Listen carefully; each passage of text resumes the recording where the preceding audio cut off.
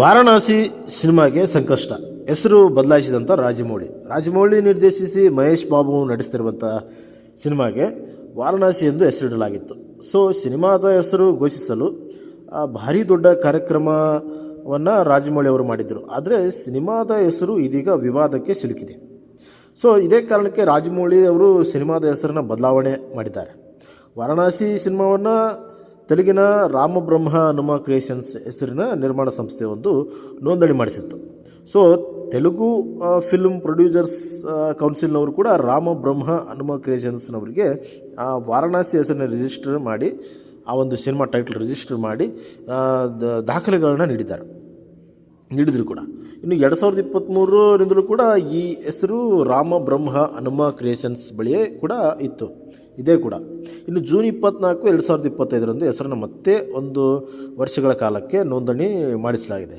ಇನ್ನು ತೆಲುಗಿನಲ್ಲಿ ವಾರಣಾಸಿ ಹೆಸರು ಬೇರೆಯವರ ಬಳಿ ಇರುವಂಥ ಕಾರಣ, ತೆಲುಗಿನಲ್ಲಿ ಅಷ್ಟೇ ಇರುವಂಥ ಕಾರಣ ರಾಜಮೌಳಿ ತಮ್ಮ ಸಿನಿಮಾದ ಹೆಸರನ್ನ ಬದಲಾವಣೆ ಮಾಡಿದ್ದಾರೆ.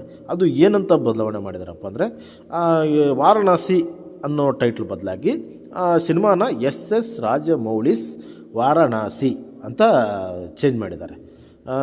ಏನಿಲ್ಲ, ವಾರಣಾಸಿ ಅಂತ ಅದೇ ಇರ್ತೈತಿ, ಹೆಸರಷ್ಟೇ SS ರಾಜಮೌಳಿ ವಾರಣಾಸಿ. ಯಾಕಂದರೆ ದೊಡ್ಡ ಕಾರ್ಯಕ್ರಮ ಮಾಡಿದ್ದಾರೆ, 100 ಜನ 1000 ಜನ ಲಕ್ಷಗಟ್ಟಲೆ ಖರ್ಚು ಮಾಡಿರ್ತಾರೆ, ಮತ್ತು ಲಕ್ಷಾಂತರ ಜನನೂ ಬಂದಿದ್ದರು. ಇನ್ನು ಕೋಟ್ಯಾಂತರ ಜನಕ್ಕೆ ಇಡೀ world wide 121 countries global router ಅಂತೇಳಿ ರಿಲೀಸ್ ಮಾಡ್ತಾಯಿದ್ದಾರೆ. ಇಂಥ ಸಂದರ್ಭದಲ್ಲಿ ಹೆಸರು ಚೇಂಜ್ ಮಾಡೋಕ್ಕೆ ಬರೋಂಗಿಲ್ಲ, ವಾರಣಾಸಿ ಅಂತಲೇ ಇರ್ತೈತೆ. ಆದರೆ SS ರಾಜಮೌಳಿಸ್ ವಾರಣಾಸಿ ಅಂತ ಇರ್ತೈತೆ. ನೀವು ಕಾಮನಾಗಿ ಗೊತ್ತಿರ್ಬೋದು, ಇದು ಯಾವುದಿದು ಬಾಹುಬಲಿ ಸಿನಿಮಾ ಒಳಗೆ SS ರಾಜಮೌಳಿಸ್ ಬಾಹುಬಲಿ ಅಂತೇಳಿ, ಮಗಧೀರ ಅಂತೇಳಿ, ಈ ಥರ ಸುಮಾರು ಅವರು ಯಾವ್ಯಾವ ಸಿನಿಮಾಗಳು ಬಂದು ಇದಕ್ಕಿಂತ ಮುಂಚೆ SS ರಾಜಮೌಳಿಸ್ ಈಗ ಮತ್ತು ಯಾವ ರೀತಿ ಮತ್ತು SS ರಾಜಮೌಳಿಸ್ RRR ಅಂತೇಳಿ ಏನೇನೋ ಅವ್ರ ಹೆಸರು ಗೊತ್ತಲ್ಲ, ಅದೇ ಟೈಪೇ SS ರಾಜಮೌಳಿಸ್ ವಾರಣಾಸಿ ಅಂತ ಬರುತ್ತೆ. ಆದರೆ SS ರಾಜಮೌಳಿ ಅನ್ನೋದು ಸಣ್ಣಗಿರುತ್ತೆ, ವಾರಣಾಸಿ ಅನ್ನೋದು ದೊಡ್ಡಗಿರುತ್ತೆ, ಅಷ್ಟೇ ಡಿಫ್ರೆನ್ಸು. ಮತ್ತೆ ಬೇರೆ ಹೆಸರು ಇಡೋಕ್ಕೆ ಕಷ್ಟ ಆಗುತ್ತೆ ಅಂತೇಳಿ, ಯಾಕಂದರೆ ಹೆಚ್ಚು ಬದಲಾವಣೆ ಮಾಡಿಲ್ಲ. ಆ ಸಿನಿಮಾದ ಪೋಸ್ಟರ್ಗಳಲ್ಲಿ ವಾರಣಾಸಿ ಹೆಸರು ದೊಡ್ಡದಾಗಿರಲಿದ್ದು ರಾಜಮೌಳಿ ಎಂಬುದನ್ನು ಚಿಕ್ಕದಾಗಿ ಪ್ರದರ್ಶಿಸಲು ಆಗುತ್ತದೆ ಅಂತೆ. ಇನ್ನು CBFC ಪ್ರಮಾಣ ಪತ್ರದಲ್ಲಿ ಸಿನಿಮಾದ ಹೆಸರಿನ ಜಾಗದಲ್ಲಿ SS ರಾಜಮೌಳಿ ವಾರಣಾಸಿ ಎಂದು ಇರಲಿದೆಯಂತೆ. ಇನ್ನು ಈ ಸಮಸ್ಯೆ ತೆಲುಗಿನಲ್ಲಿ ಅಷ್ಟೇ ಆಗಿದೆ, ನಾನು ಹೇಳೋದಲ್ಲಾಗಲ್ಲ, ತೆಲುಗು ಅಷ್ಟೇ ಆಗಿದೆ. ಹಿಂದಿ, ತಮಿಳು, ಮಲಯಾಳಂ, ಕನ್ನಡ ಭಾಷೆಗಳಲ್ಲಿ ವಾರಣಾಸಿ ಹೆಸರಿನಲ್ಲಿಯೇ ಕೂಡ ಸಿನಿಮಾಕ್ಕೆ ಪ್ರಮಾಣ ಪತ್ರ ಸಿಗಲಿದೆಯಂತೆ. ಮತ್ತು ಅದೇ ಹೆಸರಿನಲ್ಲಿ ಬಿಡುಗಡೆ ಸಹ ಕೂಡ ಆಗ್ತಾಯಿದೆ. ಅಂದ ಹಾಗೆ ವಾರಣಾಸಿ ಸಿನಿಮಾದಲ್ಲಿ ಮಹೇಶ್ ಬಾಬು ಅವರು ನಾಯಕ, ನಟ, ಸ್ಟಾರ್, ಅವರೇ ಮುಖ್ಯ ಪಾತ್ರ ಇರ್ತೈತಿ. ಇನ್ನು ಪ್ರಿಯಾಂಕಾ ಚೋಪ್ರಾ ಅವರು ನಾಯಕಿ, ನಟಿಯವರು.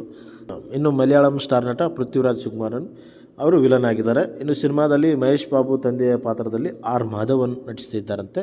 ಇನ್ನು ಸಿನಿಮಾದಲ್ಲಿ ಕೆಲವು ಹಾಲಿವುಡ್ ಸ್ಟಾರ್ ನಟರು ಸಹ ನಟಿಸಲಿದ್ದಾರೆ ಎಂಬ ಮಾತುಗಳು ಕೇಳಿ ಬರ್ತಾಯಿವೆ.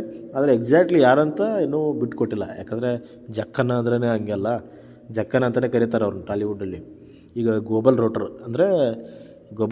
ಅಂದರೆ ಹೆಚ್ಚು ಕಮ್ಮಿ ಗ್ಲೋಬಲ್ ರೌಟರ್ ಒಂದು ಇಡೀ ಪ್ರಪಂಚದಲ್ಲಿ 121 ಕಂಟ್ರಿಯಲ್ಲಿ ದೇಶಗಳಲ್ಲಿ ರಿಲೀಸ್ ಮಾಡ್ತಾಯಿದ್ದಾರೆ. 2027ರಲ್ಲಿ ಈ ಸಿನಿಮಾ ಬರುವಂಥ ಸಾಧ್ಯತೆ ಇದೆ.